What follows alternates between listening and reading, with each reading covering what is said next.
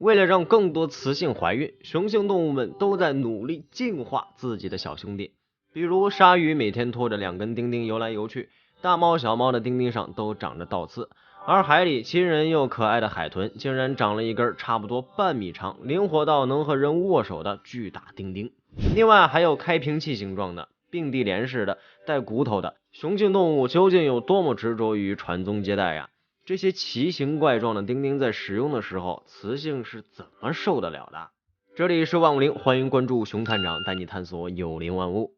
鲨鱼这个在海洋中称霸一方的角色，除了拥有一口尖锐的牙齿，它的钉钉也进化的比别人多一根。准确来讲，这个鲨鱼用于交配的器官叫做交合突，也被称为鳍足。顾名思义，鳍足是鲨鱼腹鳍的一部分，呈一对棒状结构。鲨鱼隶属软骨鱼纲，身体内的骨骼全部由软骨组成，同时鳍足内也有软骨做支撑。为什么鲨鱼会有2根钉钉呢？其实正是因为鲨鱼的鳍足由腹鳍演化而来，腹鳍成对出现，钉钉自然也发育成2根。只不过鲨鱼在繁殖的时候只会用到1根，而具体用到哪一根则取决于雌雄2头鲨鱼的位置。如果雄性鲨鱼位于雌性的右侧，则会将右边的钉钉插入雌性的泄殖腔，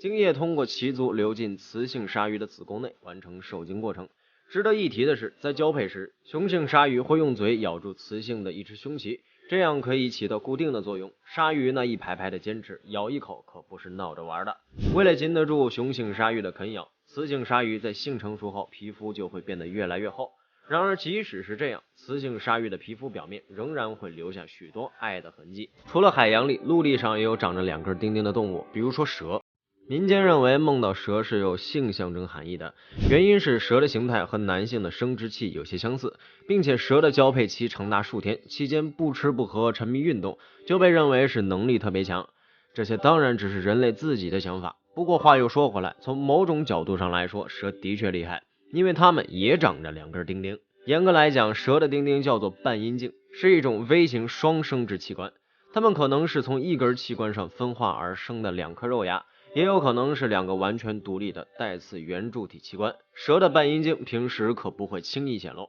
它们一般将钉钉藏在蛇尾腹部的泄殖腔后方2到3厘米处。同样，蛇在交配的时候也只会使用到其中1个交接器，精液顺着流到雌蛇的泄殖腔内完成交配。另外，一些蜥蜴和蛇的情况类似，也具有半阴茎。为了反抗强行交配，母鸭子进化出了9曲18弯的生殖道，但公鸭子为了能成功强行交配，居然进化出了无比炫酷的螺旋形钉钉。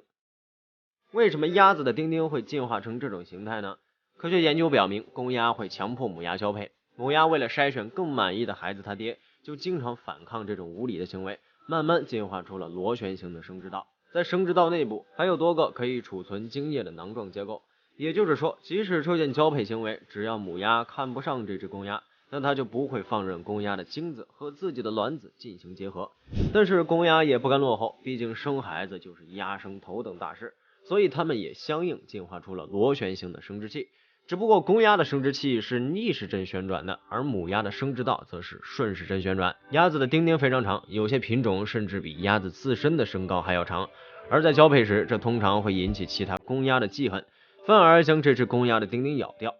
看来这动物间的雄竞真是激烈到令人胆寒啊！海豚一直被视作海洋中最荒淫无道的变态小动物，它们常常发情，交配行为并不只是为了繁殖，更是因为这让它们感受到放纵的快乐。海豚经常组织一些多余运动，甚至还会捕捉其他鱼类，咬掉脑袋，打造成自己的快乐小玩具。不得不说，即使是人类看到海豚毫无下限的做法，也要瞠目结舌。变态的海豚们拥有全世界最灵活的钉钉，它们粉红色的生殖器可以卷曲伸长，甚至可以拾取物体，听起来可充当一只手来使用了。当然，这样的进化也是为了应对雌海豚充满褶皱和弯曲的生殖道。有这样柔软到可以卷曲的钉钉，自然就有物理层面上含有坚硬棒槌的钉钉。阴茎骨长在部分哺乳动物身体里的一种骨头，这根骨头不与其他骨骼相连，而是独立存在于雄性动物生殖器的末端。在这些动物里，比较有代表性的是犬科、浣熊、海象和除了人类及蜘蛛猴的灵长类动物。在类人猿的生殖器中，发现过10到20毫米的较小钉钉骨存在，而人类进化到今天已经完全没有这根骨头了。而这个骨头的作用就是保证雄性动物在交配时维持硬度和时间长度，这依然和雄性之间的繁殖竞争有关。例如现在家养的狗狗，它们的阴茎骨通常藏在身体里，交配的时候会被肌肉推送进生殖器内。狗在交配的末尾通常会出现锁结状态，时间长达20分钟左右，这有助于阻止雌性狗狗挣脱，也防止其他雄性的入侵，同时还可以提高受孕的成功率。如果强迫两只锁结状态的狗狗分开，很有可能造成公狗丁丁骨折，这可不是开玩笑的，一旦骨折会引起尿道撕裂或是排尿阻塞等症状。人类为了表达对生殖能力的向往和崇拜，就连动物丁丁里长的骨头都不放过，把这根骨头做成各种各样的东西，甚至贴身佩戴。在美国南部的民俗魔法糊涂魔法中，浣熊的丁丁骨有时被视作爱情和幸运的护身符来佩戴。阿拉斯加原住民的语言中有一个词专门用来描述海象、海豹、海狮和北极熊的阴茎骨，这个词可以读作 OOSIK。 另外，如果有人知道正确读法，可以留评论告诉熊探长。这些骨头长达60厘米，人们会打磨抛光已经成为化石的阴茎骨，然后制作成刀子或其他工具的手柄，有时还会在骨头上进行精美的雕刻，制作成工艺品。这些工艺品作为阿拉斯加当地的旅游纪念品出售。2007年，一个 1.4 米长的海象阴茎骨化石以$8000的价格出售，这应该是现存最大的阴茎骨化石。美国已故阿拉斯加议员唐扬因拥有一个 45.72 厘米长的海象阴茎骨而闻名。这根骨头被制作成木锤，上面刻着一句话：重要的不是服役年限，而是品质。据外媒说，这位议员曾在国会听证会上像挥舞剑一样挥舞这根钉钉棒槌，这样威猛的棒槌离我们毕竟很远。不过如果你仔细观察家里的公猫，就会发现它的钉钉和石头一样是布满倒刺的。猫咪的钉钉看起来比较脆弱，短小且快，平均长度为2厘米，总之不是那么雄壮，也不知道这是不是它用倒刺武装自己小兄弟的原因。公猫通常在6个月大的时候，生殖器开始发育出尖刺，这些尖刺是提高它们繁殖概率的一大武器。首先，猫科动物并不是一夫一妻制，母猫通常会和多只公猫进行交配。为了防止自己喜当爹，这些倒刺有助于把母猫体内其他猫留下的精液刮出去，保证生出来的小猫是拥有自己 DNA 的亲生后代。其次，母猫需要受到刺激才能有排卵行为，而倒刺则会带给母猫巨大的生理刺激，同时还具有强烈的痛感，这促使母猫可以更快速地排出卵子。为什么说小猫咪很快呢？通常整个交配过程只需要3秒钟就搞定了。